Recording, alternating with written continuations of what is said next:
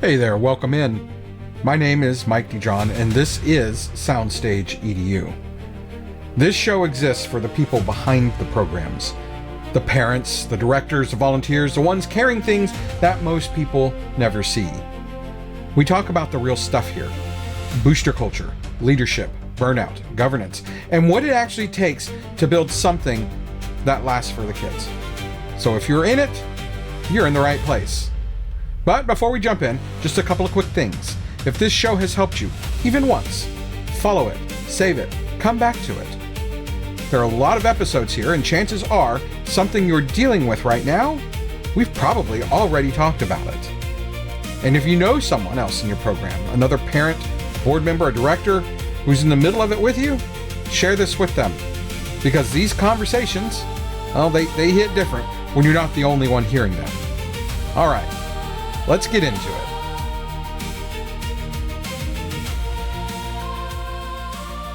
You know what's interesting? Every time the conversation about a 501c3 status comes up in a booster group, it's never really about the paperwork. It's not about taxes. It's not, and it's certainly not about IRS code. I feel like that's something that people try to avoid as much as possible, and I get that. But what is it really about when these threads erupt inside of these parent booster groups?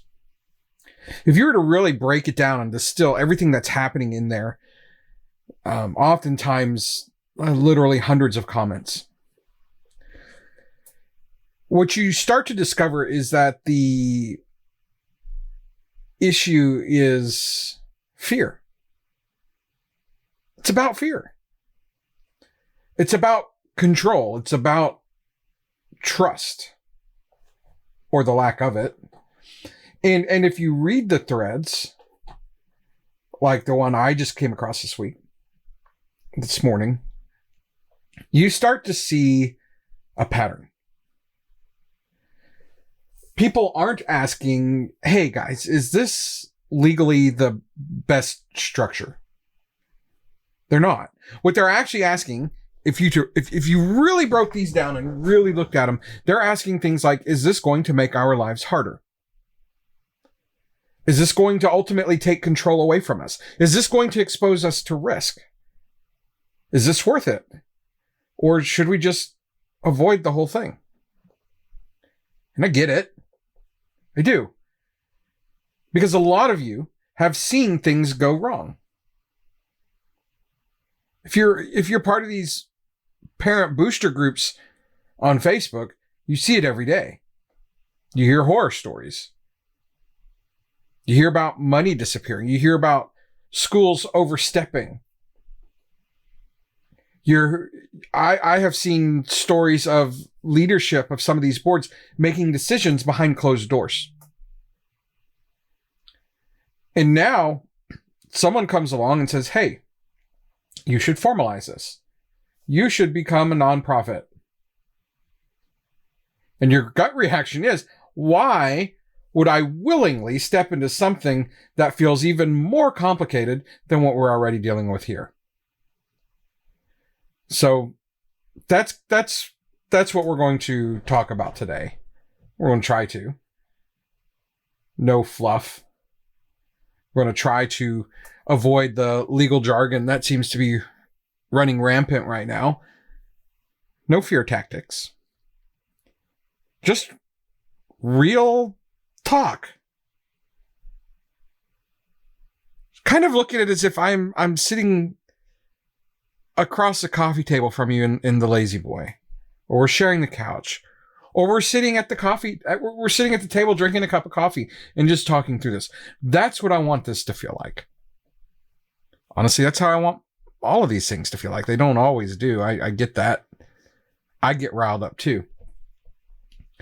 But the question of the day is this. Is a 501c3 worth it for booster organizations?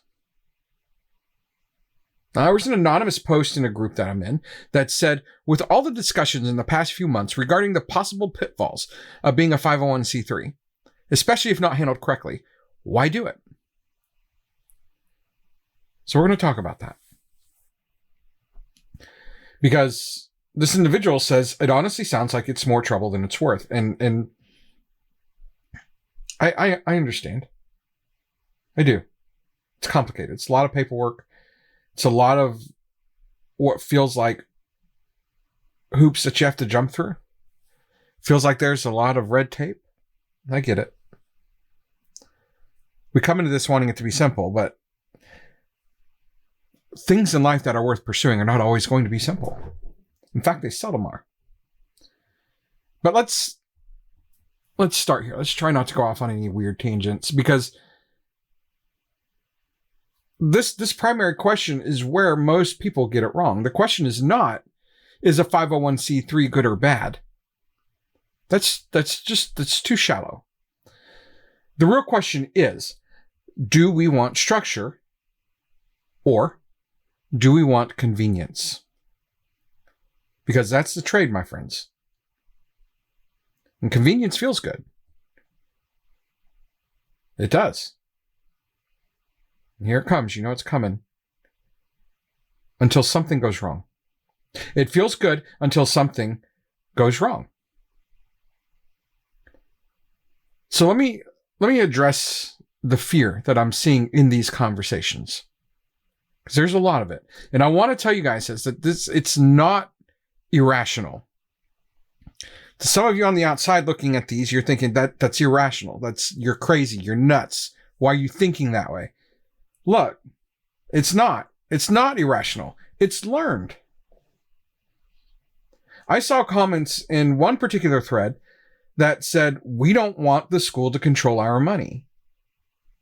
We've had money go missing before. I don't want them even knowing what we have. And then it just seems like more trouble than it's worth. And I read that and I thought, yeah, didn't come out of nowhere. That's experience. That is lived experience. That's where this is coming from. From frustration. From systems that didn't work. From adults who failed kids. So if that's you listening right now, I'm not here to tell you that you're wrong. I'm here to tell you that you are reacting to a broken system, not the right one. So let's strip this all the way down. A 501c3 is not a mysterious monster. It's not some giant bureaucratic trap. It's simply this: a structure. That's it. A structure that says this organization exists for a purpose. It operates for the benefit of the group, not individuals. It follows defined rules, and it is accountable. That's all. It doesn't say hand your money to the school or remove your voice or suddenly make everything public in the way that people think. What it's doing, what it's attempting to do, what it should do is remove ambiguity. And here's the part that I'm convinced that people don't like about these. It removes the ability to do just whatever feels right. Because if you don't have the governance structure in place that a 501c3 demands, just doing whatever feels right will prevail. Every time. So, let's talk about the upside. There was a lot of that mentioned in the thread, but we're going to spell it out. Oh, pardon me for my yawn. But the upside is very real, and it's very big. When a booster organization is structured correctly as a 501c3, You get protection. Not just legal, but operational. You'll be required to define clear roles, clear processes, and clear accountability. There's no more guessing. Now, I just used the word required. It's not like written in some law book. But in order to function properly, you're required to do these things. It's just good habits. So you have protection operationally by defining those roles and processes and making sure everyone remains accountable. It gives you credibility as a nonprofit. Donors will trust you. Businesses will trust you. Foundations will actually talk to you. Without a 501c3 designation, a lot of doors will stay closed. That's one of the big ones. Next one is access. What do I mean by that? Being a 501c3 gives you access to grants. It gives you access to large donations, partnerships. I mean, when you have that 501c3, you are not playing in the same league without it. It will also give you separation from the school. And this is the one that surprises people. A properly structured nonprofit doesn't give the school control. It defines boundaries. It protects your funds from being absorbed into a system that you cannot control. This also lends to sustainability. You have leadership changes. You have parents graduate, directors move on. But the structure that you built inside of a 501c3 is what allows the program to survive all of that. You can't stop leadership changes. You can't stop parents from leaving. Kids graduate. Now, I've run into quite a few groups that had parents that hung on for a couple of years after the kid graduates. Not always the best policy there.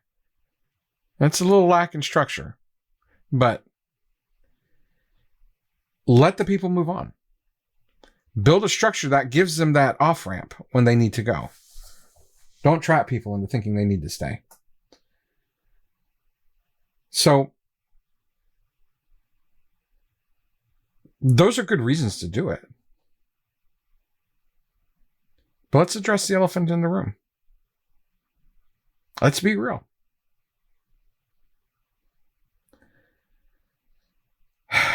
We're going to talk about the cons. There are downsides here, guys, that need to be addressed. And I want you to tune in to me because I want you to hear this. Because I don't want you to think that I'm some guy that comes in here and gives all the rah-rah to the boosters and the nonprofits and the 501c3s and says, you must do this. I want you to know that I have felt this pain. I've been on the inside of building these from the ground up. And I've been in the trenches with other boards across the country, rebuilding their groups that have been functioning for years and having to dismantle years of bad culture. So what are the downsides? Well, it takes work. You can't wing it anymore.